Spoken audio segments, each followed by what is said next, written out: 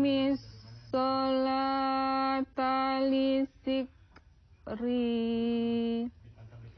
inna sa'ata atiyatun akadu fiha litujza kulla nafsin bima tas'a fala tasuddannaka anha man la yu'minu biha wattaba'a hawahu fatarda. Sadaqallahul azim. Aku berlindung kepada Allah dari godaan setan yang terkutuk dengan menyebut nama Allah yang Maha Pengasih lagi Maha Penyayang. Sungguh, aku ini Allah. Tidak ada Tuhan selain aku. Maka sembahlah aku dan laksanakanlah sholat untuk mengingat aku. Sungguh, hari kiamat itu akan datang. Aku rahasiakan waktunya agar tiap orang dibalas sesuai dengan apa yang telah dia usahakan. Maka janganlah engkau dipalingkan dari kiamat itu oleh orang yang tidak beriman kepadanya dan oleh orang yang mengikuti keinginannya dan menyebabkan engkau binasa. Maha benar Allah dengan segala firman-Nya.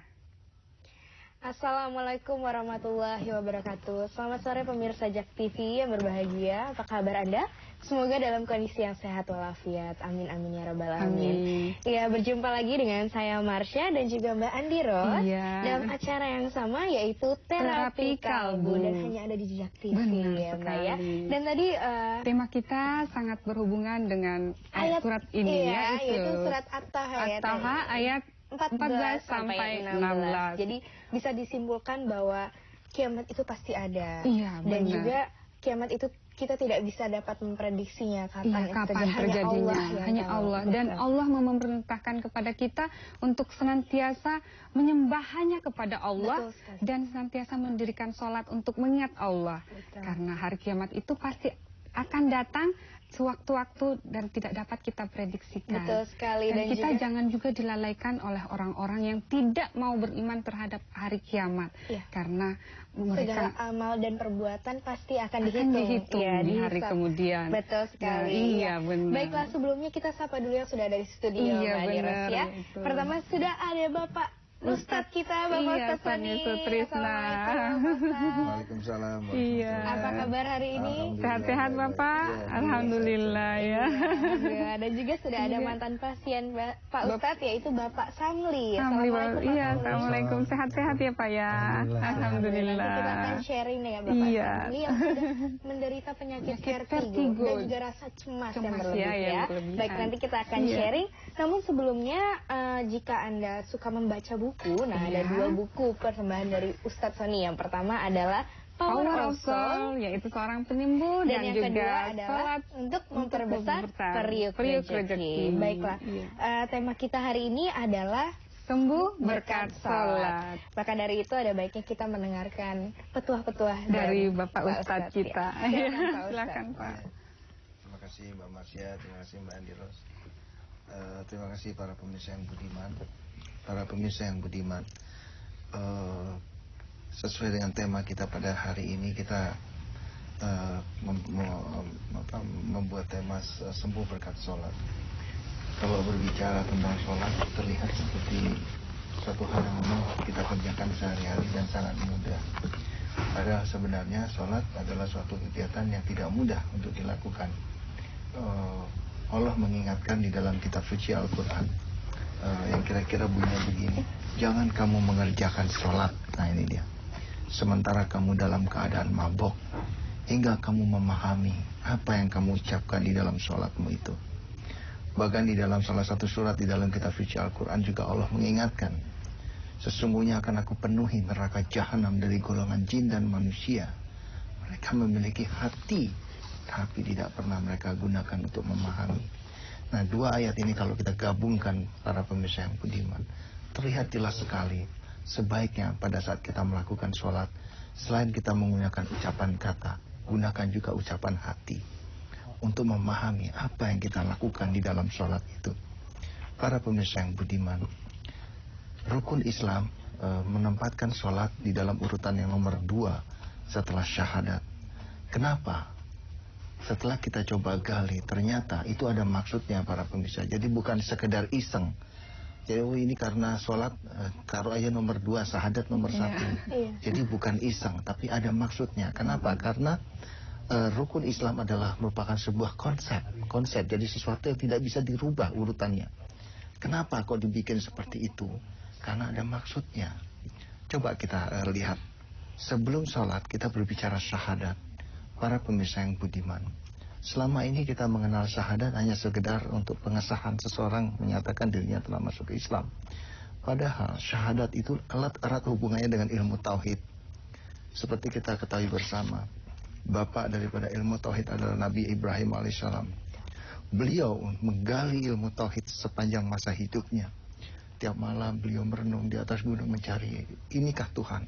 Siang beliau juga merenung, inikah Tuhan? Sampai beliau menggali. Sehingga akhirnya beliau dikenal dengan bapaknya ilmu tauhid. Bahkan Allah sendiri meletakkan Nabi Ibrahim sangat tinggi kedudukannya. Para pemirsa yang budiman, di dalam setiap kita melakukan kegiatan sholat, khususnya pada saat at-tahiyat terakhir, kita semua umat Islam ini, semua diri saya, semua dari zaman Rasulullah hingga nanti yaumul akhir, semua mendoakan agar supaya Rasulullah bersama keluarganya diberikan rahmat dan karunia sama persis seperti yang pernah diberikan oleh Nabi Ibrahim dan keluarganya. Itulah arti doa dari at-tahiyat akhir. Nah, demikian tingginya Allah meletakkan ilmu tauhid ini. Nah, ilmu tauhid ini diletakkan di dalam rukun Islam pada urutan pertama, yaitu syahadat. Coba bayangkan, selama ini kita hanya mensikapi itu, asyhadu la ilaha illallah wa asyhadu anna Muhammadar Rasulullah. Udah, saya udah Islam. Selesai urusan. Habis itu nomor 2, sholat. Nah, kalau ini kita lakukan, para pemirsa, ini yang terjadi. Begitu kita sholat, Allahu Akbar, pikiran kita kosong. Kenapa? Karena ilmu tauhid belum nyangkut. Kita belum memahami benar arti la ilaha illallah. Sehingga akhirnya saya, para pemirsa mungkin, setiap kita pikirannya kemana-mana pada saat sholat. Yang tadi yang tidak terpikir jadi terpikir. Istri belum pulang, suami belum pulang, dan segala pekerjaan belum selesai. Nah, demikian para pemirsa, mungkin nanti kita lanjutkan di segmen berikutnya. Iya, mohon maaf sebentar, mungkin kita potong dulu sebentar, nanti kita akan lanjutkan lagi. Maka dari itu pemirsa jangan kemana-mana, tetap di Terapi Kalbu di JAK TV.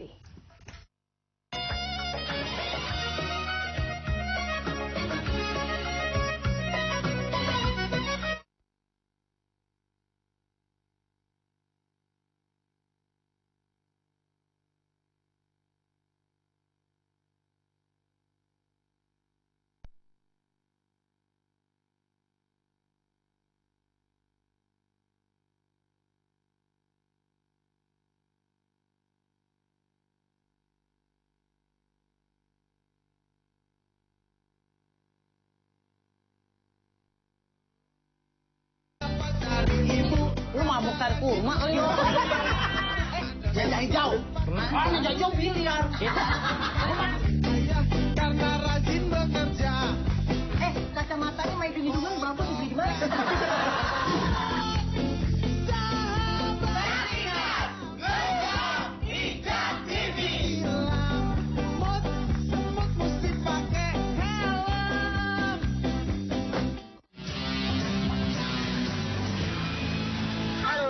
JAK TV. Senang banget nih kita ketemu lagi di JAK TV Tombol 5. Ada saya Rama. Dan saya Rima. Dan kita seperti biasa akan bagi-bagi hadiah untuk Anda yang beruntung, untuk Anda yang sudah menyetel JAK TV di Tombol 5. Ya, dan kali ini kita akan datengin rumah yang beruntung yang berada di daerah Rawamangun, Jakarta Timur. Rumah siapa itu? Assalamualaikum.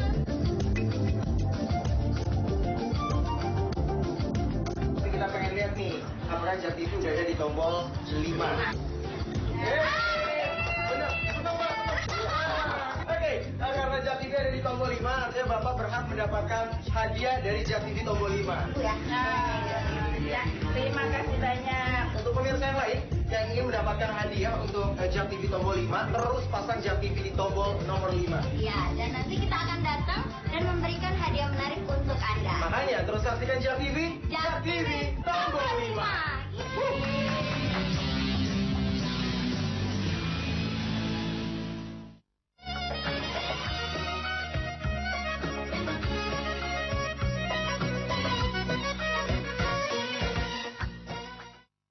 Kembali dalam program Terapi Kalbu di Jak TV dan melanjutkan pembahasan yang terpotong tadi Pak Ustadz mengenai sembuh berkat sholat. Silakan Pak Ustadz. Iya, para pemirsa yang budiman.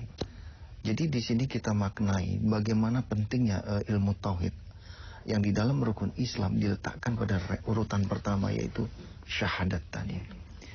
Sehingga pada saat kita sholat, di dalam hati kita, pikiran kita itu sudah menyatu tentang ilmu tauhid. Sehingga pada saat kita Allahu Akbar, kita tahu dan faham betul apa itu Allahu Akbar. Ingat surat yang tadi, akan aku penuhi neraka jahanam dari golongan jin dan manusia. Mereka memiliki hati, tapi tidak pernah mereka gunakan untuk memahami. Karena itu, kalau kita tadi ikuti ilmu tauhid tadi, kita masuk di nomor 2 sholat, betul-betul insya Allah hati ini akan memahami. Kita paham betul kenapa kok Allah disebut Allahu Akbar. Nah, akibatnya kita akan gampang menuju ke titik kusuk. Para pemirsa yang budiman, kalau ini tidak kita lakukan dengan baik, tuntunan yang pertama syahadat tadi, ini akan berefek kepada pikiran kita pada saat di dalam sholat. Pikiran kita akhirnya jadi ngawur, kita kesana kemari. Ada yang mikir, waduh ini belum selesai, kerjaan belum selesai. Akhirnya kita sholat gak kusuk, gak enjoy. Ya kan? Nah, ini yang mendorong kita harus merubah. Ya, kita harus merubah. Sudah selesai urusan sholat yang ngabiang-ngabiang itu udah selesai. Mulai hari ini kita tanamkan pada diri kita, agar setiap kita sholat, gunakan hati untuk memahami apa yang kita ucapkan di dalam sholat kita. Kenapa? Karena Allah juga melarang. Orang-orang yang sholat yang gak ngerti itu Allah melarang. Bukan saya yang melarang. Baca di dalam kitab suci Al-Quran. Jangan kamu mengerjakan sholat sementara kamu dalam keadaan mabok, hingga kamu memahami apa yang kamu ucapkan di dalam sholatmu itu. Nah, di sini para pemirsa, sebaiknya jangan kita baca yang panjang-panjang dulu. Baca yang pendek-pendek, yang penting ngerti. Kita baca panjang, kalau perlu satu kitab suci Al-Quran tapi nggak ngerti, percuma. Ya baca aja misalkan surat An-Nas, surat Al-Ikhlas, pendek tapi kita paham, kita ngerti. Itu insya Allah akan terpaut di hati kita. Sebagai contoh, sholat diturunkan ke muka bumi. Di dalam kitab suci Al-Quran dikatakan, tidak lain dan tidak bukan tujuannya agar untuk mencegah perbuatan keji dan mungkar. Ya, betul. Para pemirsa yang budiman, kalau berbicara keji dan mungkar,